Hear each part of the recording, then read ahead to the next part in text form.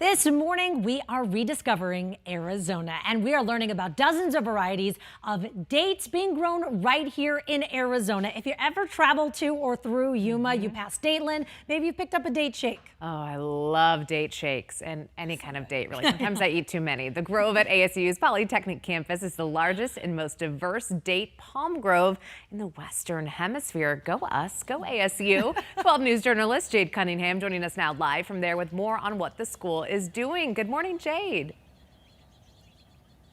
Hey, good morning. A date shake? I've never heard of a date shake before. I actually am really intrigued by this. I want to try it. But yes, there are about 140 date trees here in this grove. It's one of 4 found in the United States, so that's pretty cool. You know, earlier it was dark. We couldn't quite see, but now that the sun is up, we were actually able to find a date tree that has yet to be harvested. Take a look at that. Those bags are full. There's about a dozen or so on that tree, and it looks like that tree will be harvested probably pretty soon. You know, there are about 40 different varieties of dates being grown here. Some are very rare, but date trees love the sun and heat, and they thrive here in Arizona. But in order for these trees to produce, they must be pollinated by hand, which means if the pollen of one date palm pollinates a different one, it can create a completely new variety of date. It really is interesting. Now, when dates first came to Arizona, they were brought from the Middle East to start a commercial date palm industry. There were about 300 varieties of dates. They soon dwindled away, though.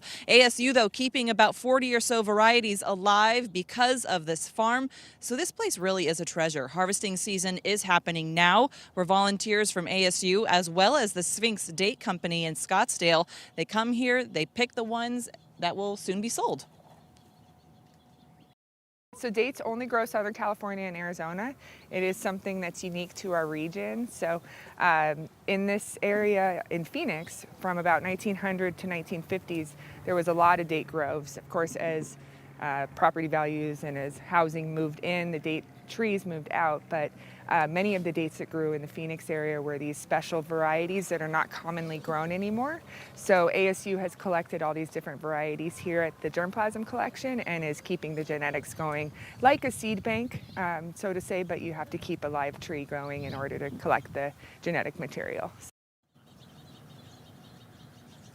So if you would like to try these dates, you can actually go to the Sphinx Date Company in Scottsdale. They also have some available on campus at ASU. They have some vending machines, which is kind of cool. So if you haven't really thought about trying dates before, you may want to try one. I definitely want to try a date shake, though. That sounds kind of interesting. Reporting live, back to you.